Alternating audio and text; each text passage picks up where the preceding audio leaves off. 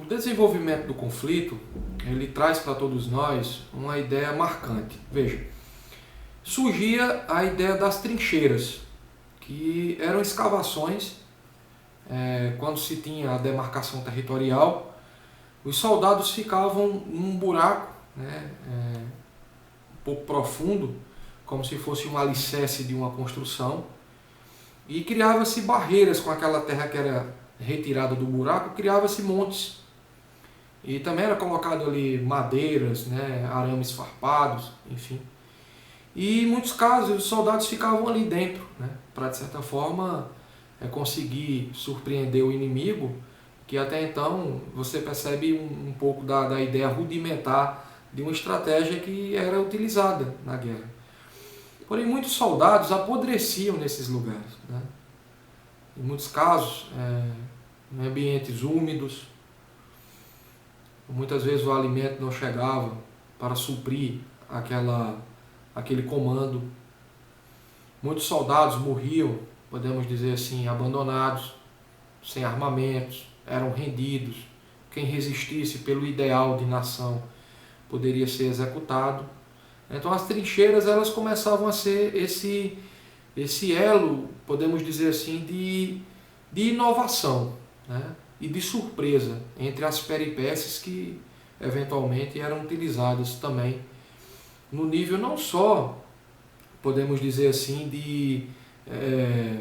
de perspectiva de combate e tudo, e não de improviso, mas as trincheiras elas condicionavam essa garantia, né, de também estar protegido, enfim.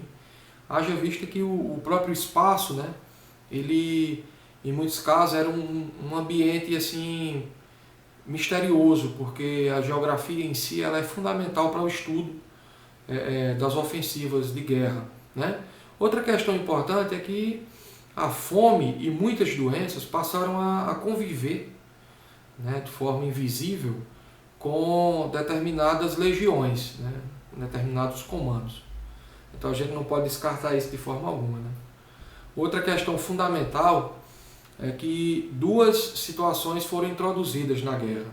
Uma delas foi o surgimento dos tanques, né, os morteiros. Os tanques de guerra, eles de certa forma adentravam os blindados em alguns lugares com muita segurança, resistentes a bombas e outras eventuais ofensivas. Não era indestrutível, mas ele de certa forma tinha uma certa facilidade e uma propositura maior do que o corpo aberto, né, exposto.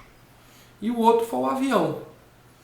E esse meio de locomoção, ele traz para todos nós um entendimento de que o avião em si, ele é uma espécie de instrumento que nos dá o entendimento de que no conflito você precisa conhecer o mapa por cima.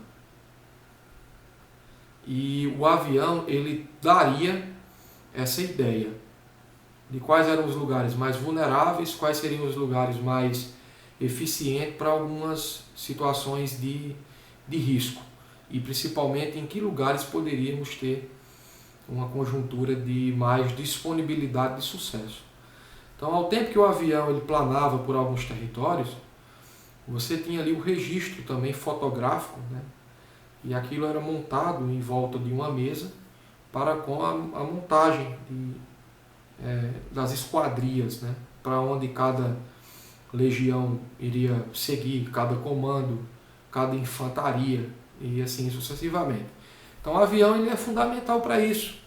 Ele vai ganhar outras nuances, né, lá na Segunda Guerra Mundial, quando ele vai também, de certa forma, além de servir para ataque, né, ele vai ser um dos elementos vitais para um dos maiores, podemos dizer assim, ofensivas brutais de destruição em massa, que foi em Hiroshima e Nagasaki, né, quando os americanos soltaram aquela bomba nuclear e, de certa forma, dizimando naquele momento a população dessas duas cidades japonesas. Porém, o tanque e o avião eles foram fundamentais para essa projeção. Outra ideia é que precisamos entender que ao tempo que o homem ia para os conflitos, quem ficava? As mulheres. As mulheres é quem, de certa forma, assumiam o papel tanto de chefe da casa e de pai também, para cuidar e educar dos filhos, como também as mulheres iriam para as fábricas trabalhar no lugar de seus maridos. Ou seja, o movimento feminista ele ganha também muito destaque em decorrência dessa, esse é um dos elementos também, né, podemos dizer assim, que ganha destaque porque quando os conflitos eles estavam em andamento, era devolvido, né, ao território de origem os corpos dos soldados que foram executados.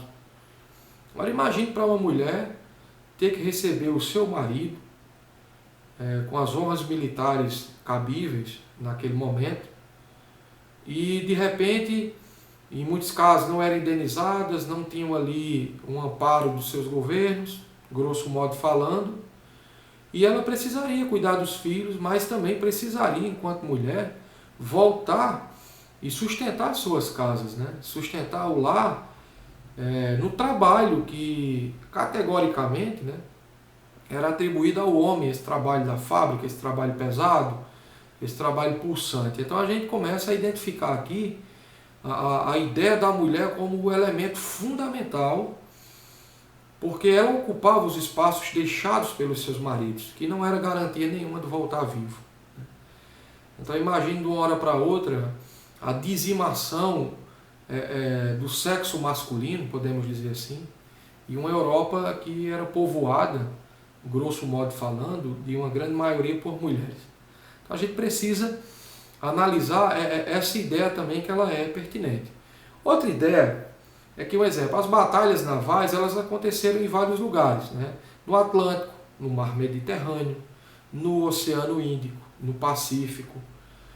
No território, no espaço, melhor dizendo, terrestre, a guerra ela ganha nuances, né? Porque ela adentrou na Europa, adentrou na região da Ásia, nas costas, né, do território da América, podemos dizer assim, norte e sul.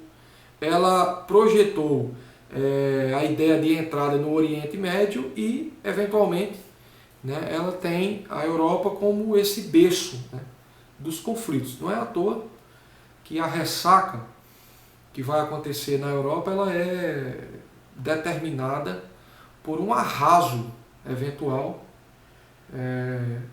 com os países devastados, né, pelos conflitos. E é aí que vai surgir um outro elemento importantíssimo que vai, de certa forma, dar novos caminhos, novas nuances para o desenrolar dos conflitos, que é a entrada dos Estados Unidos da América ao lado da Entente, ou seja, ao lado de ingleses e franceses, que vai, de certa forma, ampliar o seu poderio e, eventualmente, disponibilizar uma nova página para com o desenrolar dos conflitos e eventuais resoluções dos mesmos.